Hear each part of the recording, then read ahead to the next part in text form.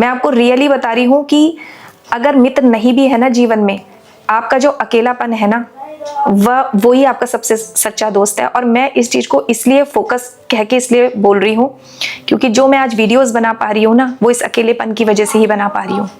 Ageing यानी कि बढ़ती हुई उम्र एक ऐसा नेचुरल प्रोसेस है जिससे हम सभी महिलाओं को होकर गुजरना पड़ता है, बट अनफॉर्चुनेटली यह कुछ महिलाओं के सेल्फ कॉन्फिडेंस को भी छीन लेता है। एजिंग के कैरेक्टरिस्टिक्स की बात करूं तो इसका इम्पैक्ट 3 चीजों पे पड़ता है। एक तो आपके फेस पे, एक आपकी बॉडी पे और एक आपके माइंड पे।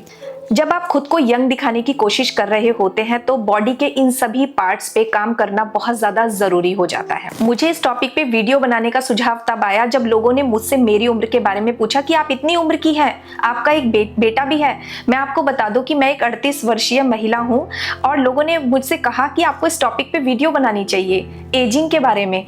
तो मुझे लगा कि वीडियो में मैं ऐसे क्या टिप्स दे सकती हूँ आप लोगों को जिसपे आप बिलीव कर सको, क्योंकि देखिए मेरा ये बिलीव रहता है कि हमारी जो यंगनेस है यानी कि जवानी है ना, वो एकदम शाइनिंग फेस और चमकदार त्वचा के साथ वापस आएगी। देखिए मेरा ऐसा बिल्कुल भी मानना नहीं है। मैं आपको वीडियो में ये बता सकती हूँ कि मैं अपने जीवन को कैसे जीती हूँ, लेकिन मैं साथ ही साथ ये भी कहूंगी कि यही बेस्ट तरीका नहीं है कि आपको ऐसे जीवन जीना चाहिए। बस मेरा एक डिस्क्रिप्शन है कि मैं अपनी जीवन को कैसे जीती हूँ, क्योंकि ये मेरे लिए बहुत ही अच्छे से काम करता है जो तरीका मैं आपको वीडियो में बताऊंगी। और मैं ये आशा करती हूँ कि ये जो वीडियो है इससे आप बहुत ज़्यादा इंस्पायर्ड होंगे और वीडियो में जो टिप्स मैं आपको दूंगी ये आपके लिए बहुत ज़्यादा हेल्पफुल रहेंगे। मेरा सिर्फ और सिर्फ यही ऑब्जेक्टिव है कि कैसे मैं आपकी हेल्प कर सकूं। देखिए हम अपने जीवन में ना 3 तरह की एज से होके गुजरते हैं। अब आप सोच रहे होंगे कि 3 तरह की एज, हमारी तो सिर्फ एक एज होती है। नहीं, मैं आपको बताती हूँ। जैसे मेरा बर्थ ईयर 1987 है, जिसके अकॉर्डिंग मैं 38 वर्षीय महिला हूँ, तो ये मेरी क्रॉनिकल एज हो गई। सेकेंड एज जिसे हम बायोलॉजिकल एज कहते हैं। बायोलॉजिकल एज वो होती है कि प्रेजेंटली हमारी बॉडी किस तरीके से काम कर रही है, वो कितनी एक्टिवली काम कर रही है। अगर वो, जैसे मेरी एज 38 साल है और मैं एक 38 वर्षीय महिला की तरह बिल्कुल एक्टिवली काम करती हूँ, थकती नहीं हूँ और मेरे अंदर बहुत एनर्जी है, मेरे को डायबिटिक वगैरह, ब्लड प्रेशर, इस तरह की कोई समस्या नहीं है, थायराइड जैसी कोई समस्या नहीं है, तो फिर मेरी बॉडी एक्टिव है और स्वस्थ है। ठीक है, तो ये मेरी बायोलॉजिकल एज हो गई। थर्ड एज जो होती है उसे कहते हैं साइकोलॉजिकल एज, जो कि बहुत ज़्यादा इंपॉर्टेंट होती है। मैं इसको इतना इंपॉर्टेंट क्यों बता रही हूँ, क्योंकि यही वो एज होती है जो हमारी बायोलॉजिकल एज पे बहुत ज़्यादा प्रभाव डालती है। वीडियो में आज मैं आपको यही बताऊंगी कि साइकोलॉजिकल एज हमारी बायोलॉजिकल एज को कैसे इंपैक्ट करती है। सारा गेम माइंड का होता है, ठीक है। तो माइंड के बेस पे हम लोग कैसे यंग दिख सकते हैं हमेशा, उम्र के हर स्तर पे, यही आज की वीडियो है। देखिए अगर आप अपनी लाइफ में ना हमेशा यंग दिखना चाहते हैं, चाहे आप उम्र के किसी भी स्तर पे हो, उस उम्र से हमेशा कम दिखना चाहते हैं, तो आपको सबसे पहले फॉलो करना होगा always try to be happy in every situation. अब आप ये सोचेंगे कि कैसे खुश रहें। भाई जीवन में तो बहुत ज़्यादा चैलेंजेस हैं, बहुत चुनौतियों का सामना करना पड़ता है, कैसे हम हैप्पी रह सकते हैं, तो मैं आपको बताती हूँ। देखिए सबसे पहली चीज़ आपके लिए ये जानना ज़रूरी है कि अभी प्रेजेंटली आप कैसा महसूस कर रही हैं, यानी कि मेंटली, इमोशनली और स्पिरिचुअल लेवल पे। क्या आप अंदर से खुश नहीं हैं?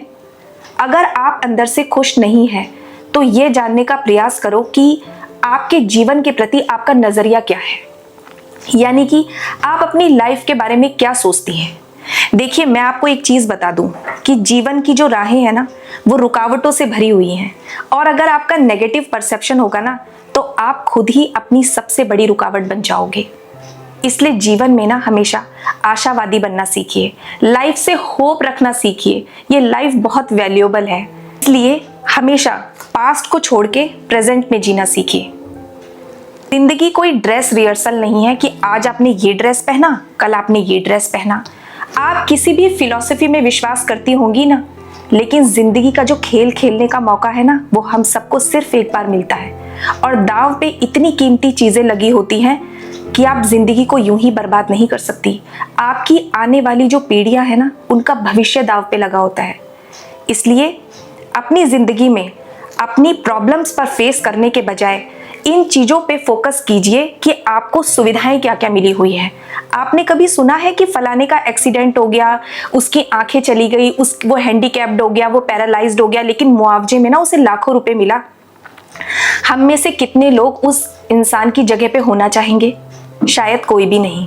इसलिए अपनी जिंदगी में अपनी समस्याओं पर फोकस करने के बजाय चीजों के प्रति शुक्रगुजार होना सीखिए जो आपके पास है। देखिए, जो खुशी होती है ना, हैप्पीनेस, वो एक स्टेट ऑफ माइंड होती है और वो अधिकतर हमारे विचारों पे और हमारी आदतों पर निर्भर करती है, जिसे हम खुद बनाते हैं। तो सबसे पहली हैबिट जो आपको अपने अंदर डेवलप करनी चाहिए वो है मेडिटेशन। मेडिटेशन के बारे में तो सभी बोलते हैं कि मेडिटेशन करना चाहिए। आखिर मेडिटेशन लॉजिकली इतना इंपॉर्टेंट होता क्यों है? देखिए, मैं आपको बताती हूँ। प्रार्थना करने का मतलब होता है यूनिवर्स से बातें करना, और ध्यान करने का मतलब होता है यूनिवर्स को सुनना। आपका माइंड इतना पावरफुल ऑर्गन है ना कि अगर आप अपने दिमाग में आने वाले विचारों पर कंट्रोल कर लेना तो आप अपने जीवन में सब कुछ अचीव कर सकते हैं। और मैं ईमानदारी से कह सकती हूँ कि ये आपके अंदर एक ड्रास्टिक चेंज लेके आएगा। आपको रोज सुबह सिर्फ 10 मिनट्स मेडिटेशन करना है। कल से स्टार्ट कीजिए। मेडिटेशन आपको खुद के बारे में मोर कॉन्शियस और सेल्फ अवेयर करेगा। आपको ये बताएगा कि आपका माइंड काम कैसे करता है। मेरा ये प्रयास रहता है अपने जीवन में हर समय कि मैं अपने जीवन के हाईएस्ट लेवल पे काम करूं और अपने लिए एक पॉजिटिव और ग्रैंड लाइफ को क्रिएट करूं। मेडिटेशन आपकी खुद के बारे में एक सेल्फ अंडरस्टैंडिंग डेवलप करता है। आपको खुद की कैपेबिलिटी समझाता है कि आपकी सामर्थ्य क्या है किसी काम को करने की, आपकी लिमिट्स क्या है। वो अंडरस्टैंडिंग मेडिटेशन डेवलप करता है।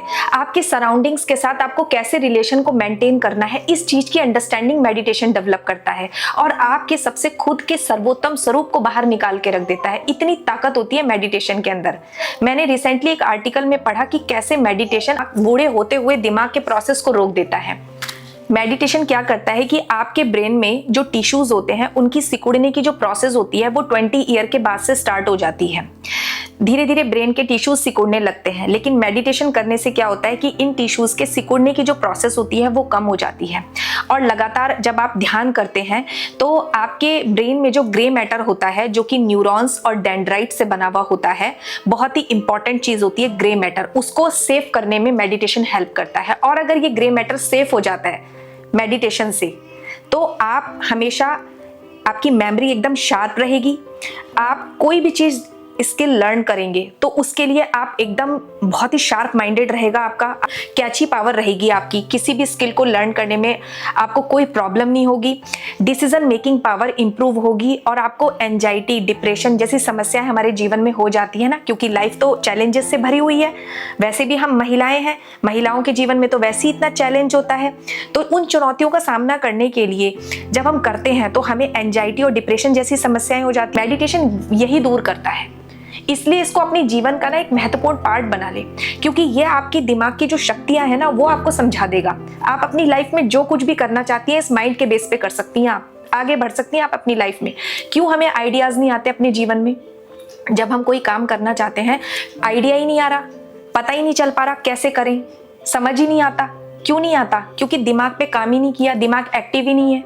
तो वो एक्टिव तभी तो होगा जब आप मेडिटेशन करना सीखेंगी।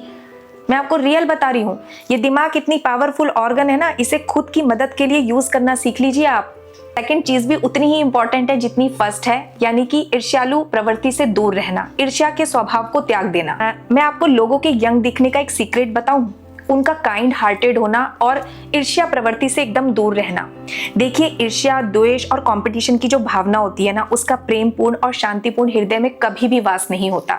मैं अक्सर उन लोगों के फेस पे समय से पहले एजिंग देखती हूँ जो इस तरह की भावनाएं रखते हैं। वो बहुत छुपाने की कोशिश करते हैं, लेकिन उनके फेस का ग्लो ये बता देता है कि उनके अंदर की लाइट बिल्कुल भी ब्राइट नहीं है। और मैं अक्सर उन लोगों के साथ भी होती हूँ जो मेरे प्रति बिल्कुल वफादार और ईमानदार नहीं होते, और ये चीज मैं उनकी एनर्जी में फील कर रही होती हूँ। आप में से भी कई ऐसे लोग होंगे जिनके साथ अक्सर ऐसा होता होगा।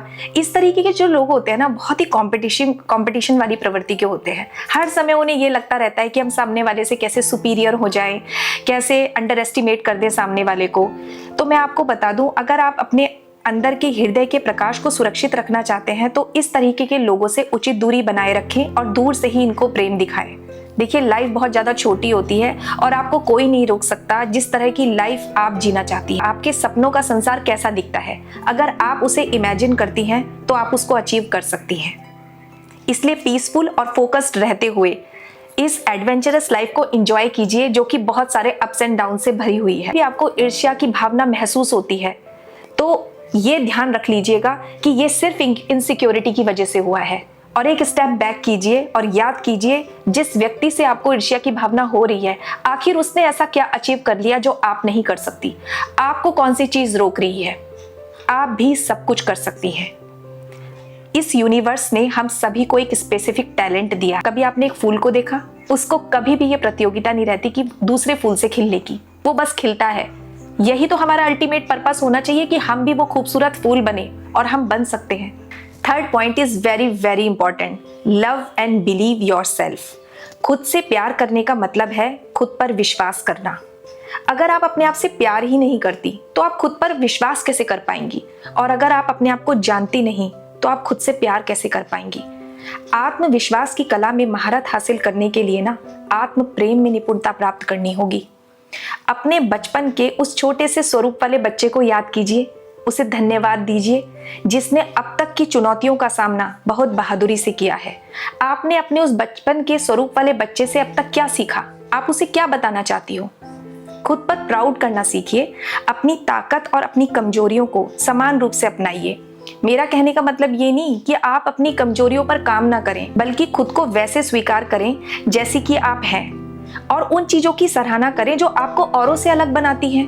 बस यहीं से तो आपकी व्यक्तिगत शक्ति का निर्माण होगा और आपके अंदर अपने जीवन में आ रही चुनौतियों का सामना करने की सामर्थ्य आ जाएगी, और इतनी पॉजिटिव एनर्जी बूस्ट होगी ना कि आपकी मेंटल हेल्थ तो बूस्ट होगी ही, साथ ही आप फिजिकली और इमोशनली लेवल पर भी बहुत ज्यादा यंग महसूस करेंगे।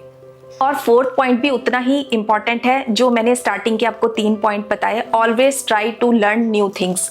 मैं इस बात को इतना जोर देके इसलिए कहती हूँ क्योंकि ये चीज़ हमें मानसिक रूप से बहुत ज़्यादा मजबूत बनाती है, और ये जो हमारी एजिंग की जो प्रोसेस है इसको ये धीमा कर देती है। वो कैसे?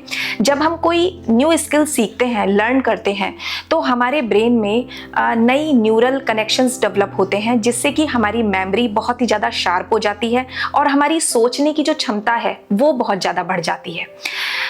इस लर्निंग का जो ये प्रोसेस है, न्यू स्किल्स लर्निंग का जो ये प्रोसेस है, ये हमें काफ़ी आत्मविश्वासी भी बनाता है, जिससे कि हम एक सेल्फ डिपेंडेंसी महसूस करते हैं, आत्मनिर्भरता। और इससे क्या होता है ना कि हमारे अंदर हमें अपने आप पे विश्वास होता है, हमारे अंदर हैप्पीनेस के हार्मोन्स जनरेट होते हैं। तो फिर एजिंग की समस्या कहाँ आएगी?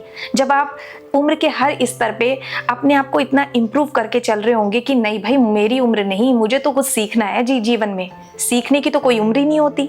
तो ये तो हैप्पीनेस देगी ना आपको। आपके सोशल कनेक्शन इतने मजबूत हो जाएंगे, क्योंकि भाई जब आप नई स्किल सीखेंगी तो लोग प्रभावित होंगे ना आपसे, वो आपसे कनेक्शन बनाना चाहेंगे, आपके सानिध्य में रहना चाहेंगे।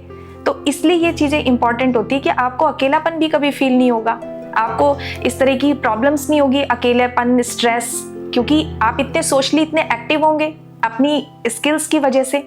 तो इसलिए मैं हमेशा इस चीज़ को ज़्यादा जोर देके इसलिए कहती हूँ कि प्लीज़ ट्राई कीजिए हमेशा न्यू स्किल सीखने के लिए। देखिए आप कुछ भी सीख सकती हैं, जैसे आप बुक्स पढ़ने की आदत डालिए, उससे बहुत ज़्यादा नॉलेज मिलता है।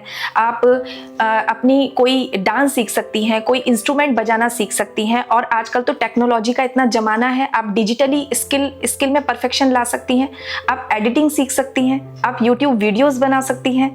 सीखने का कोई वो नहीं है, लर्निंग की तो बहुत सारे एस्पेक्ट्स होते हैं, बहुत सारी चीज़ें होती हैं, आप बहुत सारी चीज़ें सीख सकती हैं अगर आप चाहें तो ये भी एक ऐसा इंपॉर्टेंट पॉइंट है जो आपकी एजिंग के प्रोसेस को रोक देता है समय से पहले। इसलिए हमेशा ट्राई कीजिए जीवन के हर स्तर पे कुछ नया सीखने की। और 5th पॉइंट है always try to make good friends. आप अपने आप से एक सवाल करिए, क्या आप अपने मित्रों का जो चुनाव करती हैं वो बुद्धिमानी से करती हैं? क्योंकि जो मित्र होते हैं ना हमारे जीवन में, वो बहुत ही महत्वपूर्ण रिश्तों में से एक होते हैं। मैं इतना ज़्यादा इम्पैक्ट डाल के इसलिए कह रही हूँ क्योंकि मुझे अपने जीवन में इस तरह की मित्रता पसंद है जो मेरी लाइफ में ना कुछ वैल्यू ऐड करें, यानी कि मेरी परिस्थितियों को समझते हुए वो मुझे मेरी कठिन सच्चाइयाँ बताएं, ठीक है, कैसे मैं खुद को इम्प्रूव कर सकती हूँ, कैसे मैं आगे बढ़ सकती हूँ, मुझे वो मोटिवेट करें मेरे जीवन में, मेरे प्रति ईमानदार रहें, ठीक है। अगर मेरे पास ऐसे मित्र हैं तो मैं ऐसे मित्रों का साथ करती हूँ। आप किस तरीके के मित्रों का साथ करती हैं? अगर आपके पास मित्र हैं तो आप ये देखने की कोशिश कीजिए क्या वो इस तरीके के मित्र हैं जो आपकी लाइफ को आगे बढ़ाने का प्रयास करते हैं, जो आपकी सुख दुख को समझते हैं, आपके प्रति ईमानदार हैं, सच्चे हैं। अगर ऐसा नहीं है तो घबराइए मत, की। हमारे जीवन में जो मित्र होते हैं वो कुछ तो ईश्वर का आशीर्वाद होता है, जो हम अच्छे लोगों से टकरा जाते हैं, और कुछ खुद हमें खुद पे भी हमें काम करना होता है। ठीक है, अगर अभी सबसे पहले मैंने आपको इसलिए वो पॉइंट्स पहले इसलिए बताए जिन पे आपको खुद पे काम करना है, क्योंकि पहले आप खुद को उस क्राउड में लेकर जाइए जहाँ पे इस तरीके के लोग होते हैं जो लाइफ में आगे बढ़ रहे होते हैं, बहुत मोटिवेटेड होते हैं। इस तरीके का क्राउड कहाँ मिलता है? जिन्होंने जीवन में बहुत मेहनत की होती है, जो आगे बढ़े होते हैं लाइफ में। अगर इस तरीके के क्राउड में आप नहीं हो, अभी ऐसे लोगों के सानिध्य में आप नहीं हो, तो खुद पे वर्क करना सीखिए। ठीक है, घबराइए मत इस सिचुएशन से। मैं आपको रियली बता रही हूँ कि अगर मित्र नहीं भी है ना जीवन में, आपका जो अकेलापन है ना, वो ही आपका सबसे सच्चा दोस्त है। और मैं इस चीज़ को इसलिए फोकस कह के इसलिए बोल रही हूँ क्योंकि जो मैं आज वीडियोस बना पा रही हूँ ना, वो इस अकेलेपन की वजह से ही बना पा रही हूँ। मैं आपको सच बता रही हूँ। फर्स्ट जो मैंने पॉइंट बोला था वो माइंड इसीलिए बोला था कि जब आप अकेले रहना सीख जाते हैं ना, तो आपको अपनी दिमाग की शक्तियों के बारे में पता चलता है कि आपका दिमाग आपसे क्या क्या करवा सकता है। इसीलिए मैंने ये पॉइंट पहले बोला था। अकेलेपन से कभी घबराइए मत। अकेलेपन में बहुत शक्ति होती है, वो आपके साथ ना खुद को एक अंडरस्टैंडिंग डेवलप करता है। ठीक है, मित्र हैं तो उनमें ये चेक करने की कोशिश कीजिए कि कहीं वो आपका समय तो नहीं बर्बाद करते, आपको डीमोटिवेटेड तो नहीं करते, आपके प्रति ईमानदार हैं, ये चेक कीजिए। अगर अच्छे मित्र हैं तो अच्छी बात है, उनके साथ रहिए, और अगर नहीं है तो घबराइए मत। ठीक है, क्रॉनिकल एज सिर्फ एक नंबर है। सब कुछ हमारा मेंटल लेवल तय करता है। हमारी आत्मा और हमारा दिमाग ये तय करता है कि हम अपनी उम्र को कैसे देखते हैं। सब कुछ हमारी मानसिकता पर निर्भर करता है।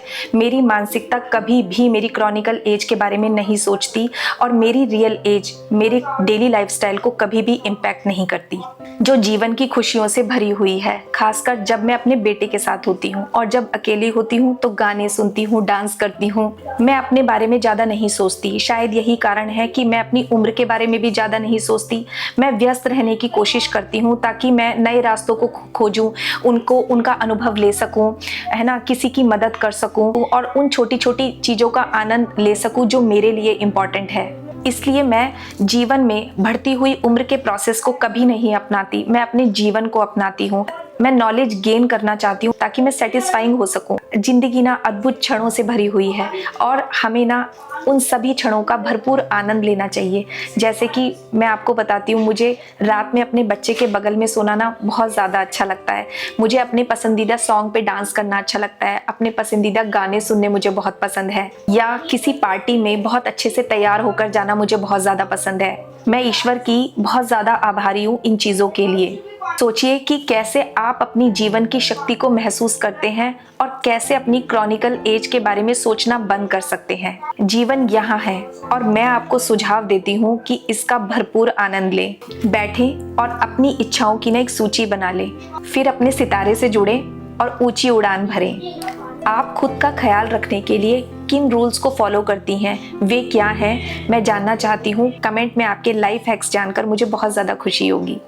आई होप गाइज कि ये वीडियो आपके लिए बहुत ज़्यादा हेल्पफुल रहा होगा। जो टिप्स मैंने आपको दिए वो आपकी कुछ हेल्प कर पाएंगे, और मेरा ये वीडियो बनाने का ऑब्जेक्टिव भी तभी सक्सेसफुल होगा जब आपकी मैं कुछ हेल्प कर सकूं। अगर ये वीडियो अच्छा लगा हो तो प्लीज़ इसे लाइक शेयर सब्सक्राइब करना बिल्कुल भी ना भूलें। मुझे बहुत खुशी मिलती है इस तरीके के इन्फॉर्मेटिव कॉन्टेंट बनाने के लिए। तो चलिए फिर मिलते हैं नेक्स्ट वीडियो में एक बहुत ही अच्छे कॉन्टेंट के साथ। तब तक के लिए बाय बाय, खुश रहिए।